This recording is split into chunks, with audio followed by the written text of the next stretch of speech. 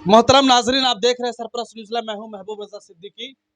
अब जान सकते हैं कि देश 5 स्टेट में इलेक्शन हो चुका है, रिजल्ट आ चुका है, सरकारें भी बन चुकी है, मुख्यमंत्री शपथ भी ले चुके हैं, कहीं लेना बाकी है। ऐसी सूरत हाल में जैसे ही रिजल्ट आया उसी तरीका से महंगाई का मार आम जनता के ऊपर पड़ना शुरू हो गया।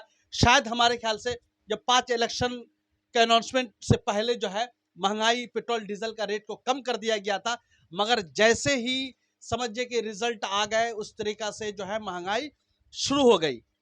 और आप जान सकते हैं कि लास्ट 6 दिनों में जो है 5 बार जो है पेट्रोल डीजल के रेट बढ़े हैं, एलपीजी गैस सिलेंडर का रेट बढ़ा है, एलपीजी का बढ़ा है, सब चीज़ सारी चीज़ आपके सामने में है।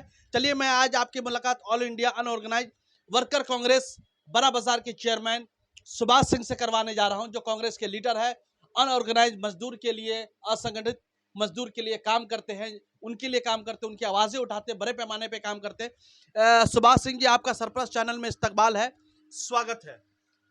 पहले तो सरप्रस्त न्यूज का मेरा तरफ से नमस्कार है, प्रणाम है। जनता जनार्दन का भी नमस्कार प्रणाम है। सुभाष सिंह जी, जिस तरीका से आप जो इलेक्शन का जब रिजल्ट आया है, अचानक जो है जो पेट्रोल डीजल का रेट बढ़ने लगा है और जनता के ऊपर महंगाई का मार चढ़ चुका है, ऐसी सूरत हाल में क्या कहते हैं आप? देखिए, ये तो पूरे इंडिया का जो राजनीति इस समय चल रहा है, बड़ा दुर्भाग्य है देश का। हमारे देश के प्रधानमंत्री जी ये जमीनी स्तर के वो है नहीं, हवा हवाई में है, हवा हवाई बात करते हैं। और हमारे देश के धरोहर जो हम लोग कहीं भी रहेंगे, शहर में रहेंगे, तो वहाँ पैसा कोई खाता नहीं है। जो किसानों की हालत है बड़ा दयनीय है। और अभी जो आप बोले कि महंगाई, 5 राज्य में चुनाव हुआ और 5 राज्य के चुनाव में हुआ क्या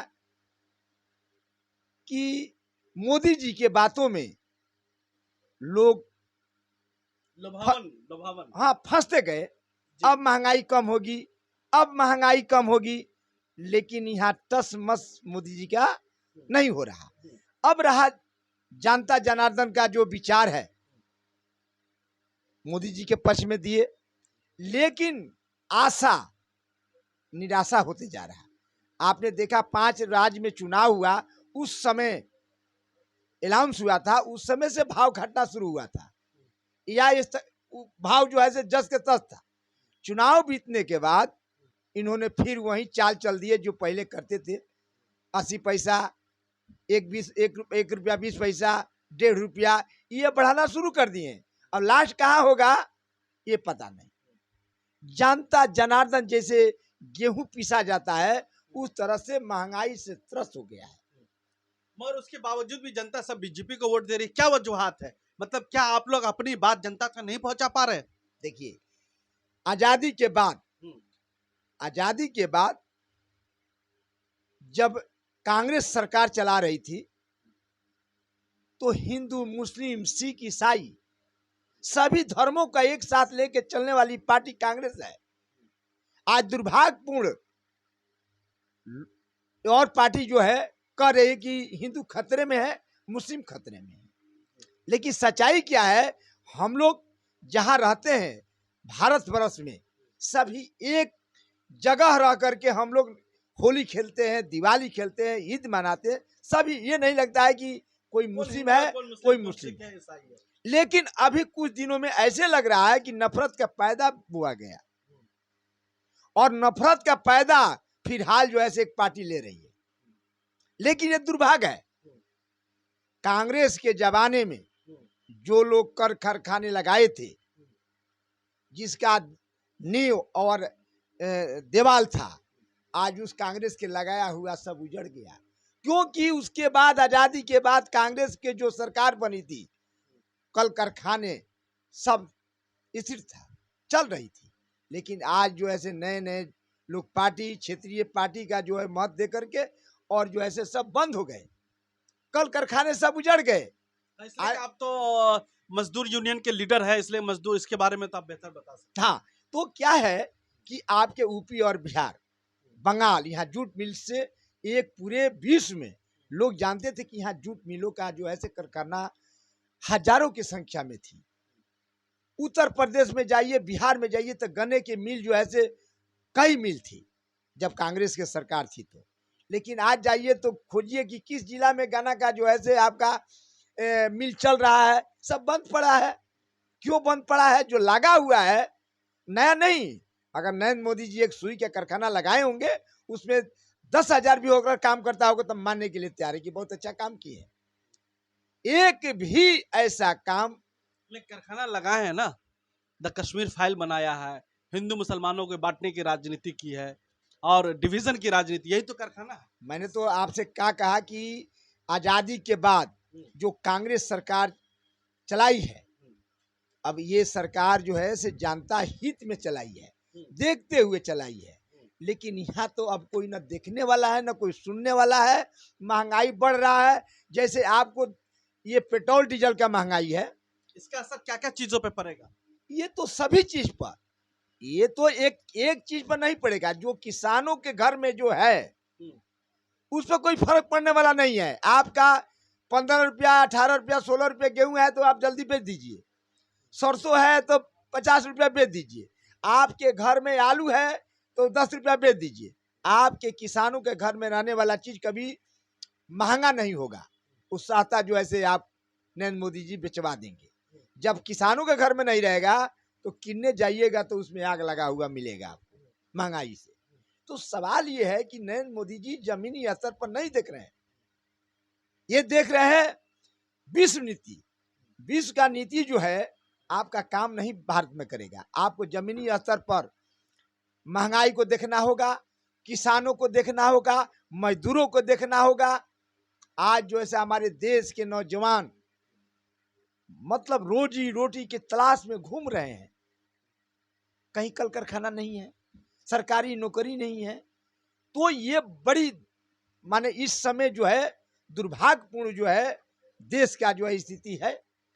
कांग्रेस ने महंगाई मुक्त अभियान छेड़ा, इसके बारे में क्या बोलते हैं? देखिए कांग्रेस जो है से हमेशा चाहता है कि हमारे व्यापारी भाई खुश रहें, व्यापारियों को कोई असुविधा ना हो और किसानों को जो है से अधिक जिस समय आप डीएपी इस समय 35 रुपया किलो डीएपी है, तो आप गेहूं बेच रहे हैं 16 रुपये किलो और डीएपी 35 रुपया खरीद रहे हैं। ये दुर्भाग्य है देश का, किसानों का दुर्भाग्य है। तो लागत जो है से किसान को कितना आ रहा है और डीएपी कितना भाव किन रहा है, तो ये कहने का मतलब है कि 1 अप्रैल से दवाएं भी महंगी हो जा रही, दवा मेडिसिन भी महंगी हो जा रही। देखिए ये तो आपका कपड़ा, रोटी और मकान जो सरकार जो है से कांग्रेस चला रही थी, उसके दिमाग में ये था कि हमारे देश की जरूरत क्या चीज है, लोगों को क्या चाहिए, कपड़ा चाहिए, रोटी चाहिए और मकान चाहिए। ये सामग्री जो है से खाने से लेकर के अब मकान बनाने तक इतनी महंगाई हो गई है। आपका लोहा महंगा हो गया है, सीमेंट महंगा हो गया है। तो इस समय जो है माने दुर्भाग्य है, ना रोटी मिलेगा, ना मकान मिलेगा, ना आपका जो है से कपड़ा मिलेगा। चलिए बहुत बहुत शुक्रिया। सुभाष सिंह जी जो All India unorganised worker Congress committee Bada Bazaar के चेयरमैन थे, मजदूर के लीडर है, बड़े पैमाने पर सामान रखते हैं। उन्होंने महंगाई के खिलाफ बात की, बहुत सारी चीजें हैं। चलिए और भी बातें हम कर लेते हैं। जी बताइए। देखिए कल जो है से अधीर रंजन चौधरी जी बहुत सारे बातें अपना रखे। तो बंगाल का जो है से हमारे सीनियर लीडर हमारे पश्चिम बंगाल का वो संतोष पाठक जी और ये प्रदीप दा मुख्तार जी, और ये सब बातें जो है से पश्चिम बंगाल का दुर्भाग्य है, नहीं समझी। और ये कभी सुधरेगा ऊपर वाला जो है से। अब रह गया कि जो देश की स्थिति है लमसम सब इसी तरह चल रहा है और आने वाले दिन हम आपको बता रहे हैं कि कांग्रेस का ही होगा। लोग समझ चुके हैं कि कांग्रेस के सिवा और कोई बहुत लेट से आपने मेंबरशिप अभियान शुरू किया, नहीं, बहुत पहले हो जाना। ये तो चलता ही रहता है, लेकिन ये मेंबरशिप में कुछ है भी नहीं है। लेकिन लोगों को सोच आएगा ना, हम बना रहे हैं, लोग जो है से अपने बन जाएंगे। जब वोट देंगे तो मेंबरशिप में कोई भी ये नहीं है कि मेंबरशिप बनेंगे तो हम वोट देंगे। ऐसे भी जब तूफान आएगी, हवा लहर, आएगी, कांग्रेस लहर की लहर। आएगी तो वो अपने आप जो है से यकीन है लहर आएगा एकदम आना ही आना है। 24 में या 24 से पहले 24 में कांग्रेस की सरकार बनेगी, क्योंकि बीजेपी ही बनवाएगी, क्योंकि महंगाई इन लोगों के बस की बात नहीं है, कंट्रोल नहीं। नहीं है। तो इसलिए जो ऐसे रास्ता बीजेपी हम लोग को देगी।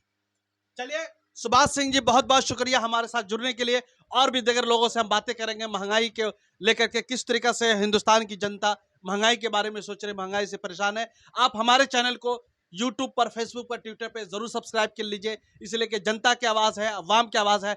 हम अपनी आवाज, आपकी आवाज को दबने नहीं देंगे। आपके मसाइल को, आपके प्रॉब्लम को, आपको समस्या को बड़े पैमाने पर उठाते रहेंगे। आपका अपना चैनल सरफराज न्यूज़ लाइव अपने भाई महबूब रजा सिद्दीकी को दीजिए जा। थैंक यू वेरी मच हमारे साथ जुड़ने के लिए। बहुत बहुत शुक्रिया सुभाष सिंह जी, जो कांग्रेस के लीडर हैं, अनऑर्गेनाइज वर्कर के चेयरमैन हैं, बड़ा